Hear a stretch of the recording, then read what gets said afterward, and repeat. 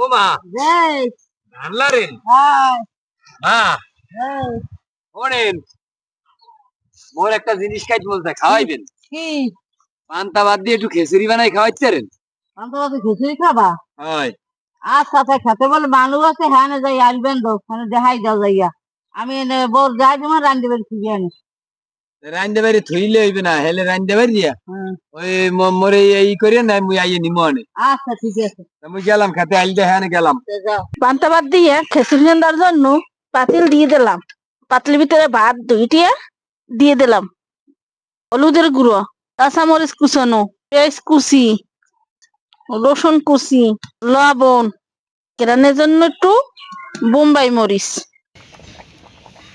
সেদ্ধ হয়ে গেছে, এখন ভুট্টে লইতে হইবে। খিচুড়ি গোড়া হয়ে গেছে, এখন ধনিয়া পাতা দিম। বাগার দেওয়ার আগে ধনিয়া পাতা কটা দিয়ে দিতে হইবে।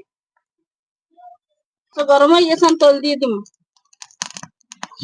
তেল গরম হয়ে গেছে, পেঁয়াজ কুচি দিয়ে দিলাম, রসুন কুচি। পেঁয়াজ রসুন পাকানো শেষ, এখন বাগার দিয়ে দিম। এ কাকু, দে এ খিচুড়ি লইছি, আইবেন না থন, আগে খিচুড়ি খাই লন। এইছো হ্যাঁ হাই, এ কাকু লন আগে খাইলে। সবাই লই আন।